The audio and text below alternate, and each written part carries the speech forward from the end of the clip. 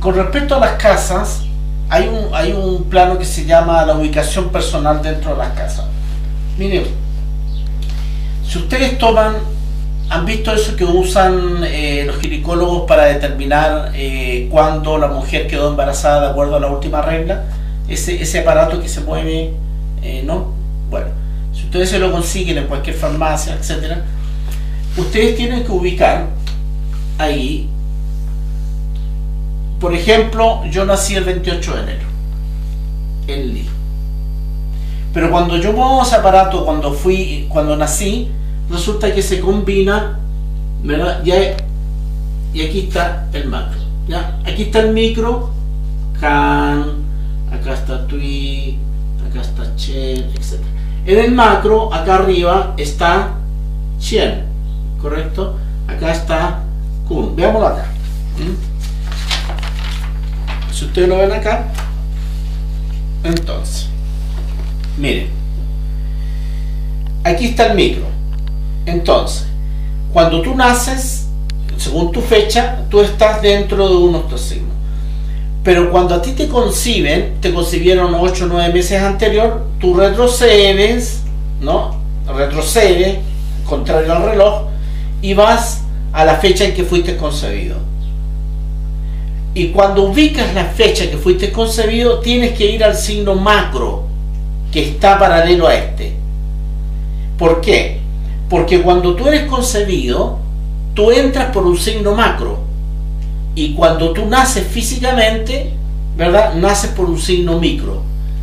Bueno, ubicando tu nacimiento, volviendo a cuando fuiste concebido, sales al macro. El signo que tienes en el macro es el signo que está en tu interior. Eso es lo que tú eres adentro. Cuando tú estás en paz, tranquilo, cuando tú meditas, sale el signo interno. Cuando tú te mueves en el aquí y ahora en el mundo, sale el signo externo. Tú eres más reconocido por el signo externo que por el signo interno. Ahora, si yo tengo el signo de nacimiento, en este caso Li, mi casa externa está bajo el 30. En mi hacer, todos estos signos, el 56, que a mí me representa muy bien, el 50, el 64, el 4, el 59, están presentes en mi vida, en el aquí y ahora, en mi relación con los demás, en cómo me ven los otros y cómo yo actúo hacia afuera.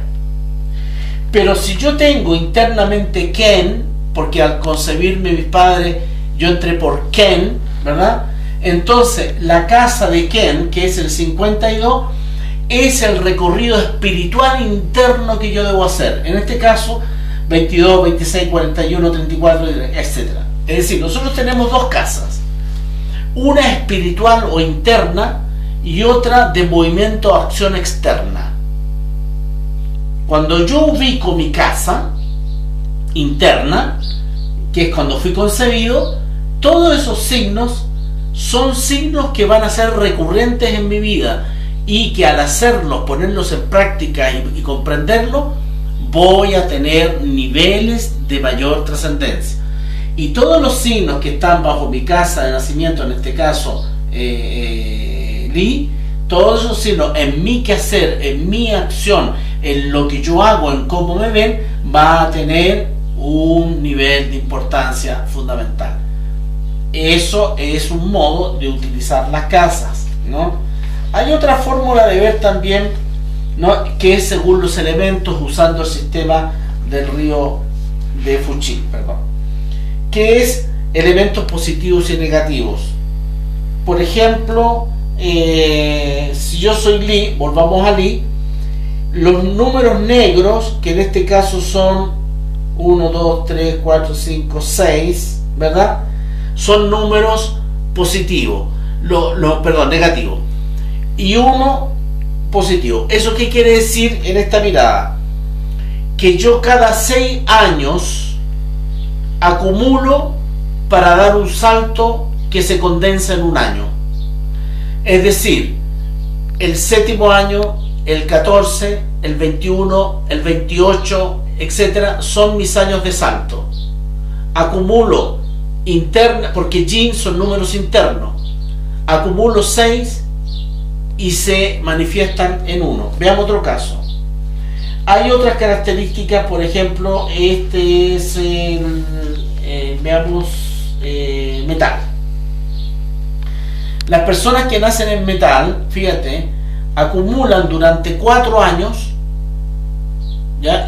Maduran internamente, un proceso interno de 4 años, no significa que no están haciendo nada, hay un proceso invisible que se demora 4 años, pero luego esos 4 años se exteriorizan 1, 2, 3, 4, 5, 6, 7, 8 por 9 años. ¿Te das cuenta? Es decir, fuego tiene una vida interior intensísima que se manifiesta en un año concreto, mientras que los metales tienen una vida interior más corta, pero lo expresan en más años. ¿Ya? Bueno, veamos otro ejemplo, los casos de aquí Sunchen madera. Los maderas también tienen una vida interior muy intensa, muy larga, son muy para adentro. Imagínense, son 1, 2, 3, 4, 5, 6, 7, 8, 9 años, y luego se expresan en 3 años. En conjunto, entonces, son 9 años de mucha vida interior y luego hay 3 años de mucha acción. Ahora, ¿a qué nos sirve esta información? Según los elementos y las características, es que yo voy a tener mayor cantidad de vida interior y acción, no hacer y hacer, según de acuerdo a esta organigrama que organizó Fuchi. Fíjense ustedes los tierras. Los tierras tienen 15 años, pero tienen una combinación interior-exterior bastante difícil. Por ejemplo, los Ken y los Kun, ¿ya? Tienen ciclos de 5 años y 5 años, pero hay 5 años internos que están muy cerca del fuego y hay 5 años internos que están muy cerca del agua, de lo abismal. Son signos que se pueden mover en el radicalismo de estar 5 años muy iluminado o muy apasionado y 5 años con mucho hacer, etc. En fin, ¿para qué sirve esto? Las casas, los elementos, las combinaciones de números positivos y negativos llevado a la persona son tus guías. Es el cómo eres, el cómo te mueves, el cómo acumulas interna y externamente, bajo qué casa estás, si estás en una casa externa, por ejemplo, porque nací el 28 de enero, soy Li, si fue concebido bajo Ken, que es el momento en que yo tengo que asociarlo con el signo externo, que es macro, y entonces tengo 2 casas.